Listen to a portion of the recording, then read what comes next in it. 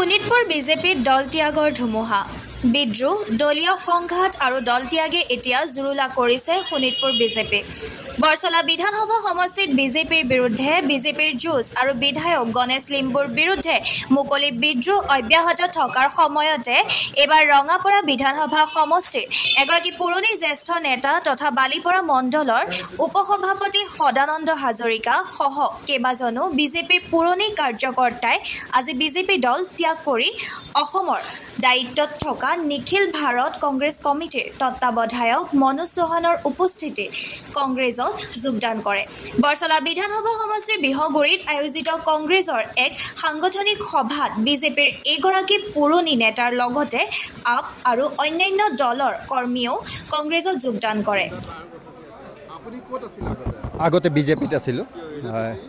BJP Balipara মণ্ডলৰ vice president আছিলোঁ আৰু আগত যুৱ মৰ্চাৰো কেইবাবাৰো কৰিছিলোঁ এৰিলোঁ মানে আমি যিখিনি পুৰণা কাৰ্যকৰ্তা যিবিলাকে দল গঢ়িছিলোঁ সেইখিনিয়ে আজি বিজেপিত আমি মৰ্যাদা পোৱা নাই আৰু আমি টিকেটৰ সময়তে হওক বিভিন্ন সময়ত আমি এটা কথা দেখোঁ ভাৰতীয় জনতা পাৰ্টীয়ে পুঁজিপতি বনক গোষ্ঠীৰ লগত তেওঁলোকে যোগাযোগটো বেছি হয় আৰু টিকেটৰ সময়তে হওক বিভিন্ন ক্ষেত্ৰত তেওঁলোকৰ লগত লাগি তেওঁলোকে কামবিলাক কৰে স্থান নাই আৰু মই এটা কথা কৈছোঁ আমাৰ কাৰ্তিক কুৰ্মিদাৰ নেতৃত্বত তেওঁ জিলা সভাপতি হৈছে ব্লক সভাপতি নৰেন নৰহ ডাঙৰীয়া আৰু গকুল তামাং ডাঙৰীয়া নয়ন শৰ্মা আদি কৰি যিসকল আছে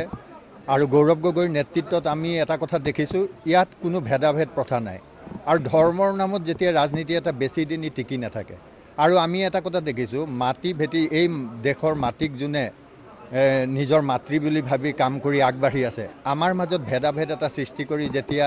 বিশৃংখলতাৰ সৃষ্টি হয় তেতিয়া এটা দল আমি ভাবোঁ যে বেছি দিন টিকি নাথাকে মই যিমান দূৰ দেখিছোঁ সন্মান লাঘৱ হোৱাৰ নিচিনা পাইছোঁ আৰু তেওঁলোকৰ এটা কথা দেখিছোঁ এটা দল আগবাঢ়িবৰ কাৰণে অকল যেতিয়া এটা আঁচনিৰ ওপৰত নিৰ্ভৰ কৰি বেনিফিচিয়াৰী প্ৰস্তুত কৰি তেওঁলোকে আগবাঢ়ে এইটো ছাকচেছ নহয় কাৰণ এতিয়া দেখা পাইছোঁ বিজেপিৰ এটা লাষ্ট তেওঁলোকৰ স্থিতি হৈছে যে আমি ভেদাভেদৰ সৃষ্টি কৰিম আৰু বেনিফিচিয়াৰী আমি সৃষ্টি কৰিম আমি যাতে জিতিব পাৰোঁ কিন্তু আজিৰ অসমৰ যিখিনি মানুহ তেওঁলোকে দেখা পাইছে যে এইটো ভুল আৰু গৌৰৱ গগৈৰ নেতৃত্বত ৰিপুণ বৰা হওক ভূপেন বৰা হওক আৰু আমাৰ দেৱব্ৰত শইকীয়াৰ আৰু